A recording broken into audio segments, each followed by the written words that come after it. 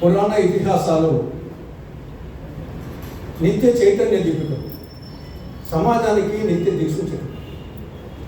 రామాయణమేమో ఒక ఆదర్శ శాస్త్రం, మహాభాగవతమేమో ఒక మోక్ష శాస్త్రం, మహాభారతము ఒక నీతి శాస్త్రము, ఒక ధర్మశాస్త్రం.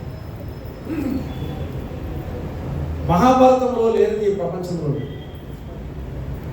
అందుకే మహాభారతాన్ని తింటే గారెలే తినాలి, వింటే భారతమే వినాలని నానుడు. మహాభారతం ఇది చంద్రవంశ రాజులకు సంబంధించినటువంటి ఒక కథ, ఒక సంఘటన. ధర్మము నుంచి నీతి గురించి ఈ యొక్క మహాభారతం ద్వారా సంస్కృతంలో వ్యాస మహర్షి 1,00,000 శ్లోకాల ద్వారా 18 పర్వాల ద్వారా సమాజానికి చూపించారు.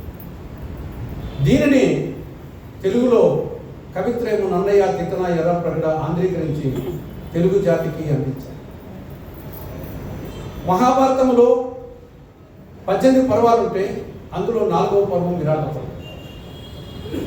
ఈ విరాట పర్వం మరింత ప్రత్యేకతను సంతరించుకున్నటువంటి పర్వం. ఇందులో ప్రధానంగా ఉత్తర గోగ్రహణం, కీచక వధ, అభిమన్యు ఉత్తర పరిణయం ఇవి ప్రధాన సన్నివేశాలైతే, ప్రధానంగా విరాటపురం గురించి తెలుగు సమాజంలో, భారతీయ సమాజంలో ఒక నమ్మకం.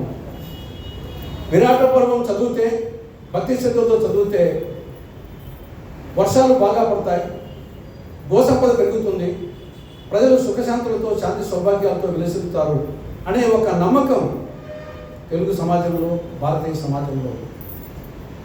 ఆ సందర్భాన్ని పురస్కరించుకొని ప్రస్తుతం ఎల్నినో ప్రభావంతో అటు ప్రపంచవ్యాప్తంగా, దేశవ్యాప్తంగా, మన రాష్ట్రంలో, మన ప్రాంతంలో వర్షాభావ పరిస్థితులు ఉన్నాయి. ఈ సంవత్సరం ఇప్పటికే 45% వర్షపాతం లోటు ఉంది. ఇప్పటికే సాగునీటి సమస్య, త్రాగునీటి సమస్య, పశుగ్రాసం సమస్య ఉత్పన్నమవుతున్నాయి. ఈ నేపథ్యంలో ఈ ప్రాంతం కళ్యాణం కోసం, లోక కళ్యాణం కోసం పులివెందుల టౌన్లో ఉన్నటువంటి వెంకటేశ్వర స్వామి దేవాలయం కమిటీ వాళ్ళు, శ్రీమద్ భగవద్గీత ప్రచార సమితి వాళ్ళు సంయుక్తంగా ఈ విరాట పర్వం పఠనము, వ్యాఖ్యానము అనే ఒక యజ్ఞాన్ని నెల రోజులుగా ఆషాఢ మాసం శుద్ధ పాఠ్యం నాడు ప్రారంభించి ఆషాఢ మాసం బహుళ అమావాస్య రోజు వరకు నెల రోజుల పాటు ఎంతో భక్తి ప్రపత్తులతో శాస్త్రీయ పద్ధతిలో సంప్రదాయబద్ధంగా దీన్ని నిర్వహించడం జరిగింది. దీని అందుకోసం నేను ఇక్కడికి వచ్చేసిన మీ అందరినీ, ముఖ్యంగా నిర్వాహకులను నేను హృదయపూర్వకంగా అభినందిస్తూ, మీ యొక్క ప్రయత్నం ఫలప్రదం, శుభప్రదం, జయప్రదం కావాలని ఆ పరమేశ్వరుని ప్రార్థిస్తూ సెలవు తీసుకుంటున్నాను.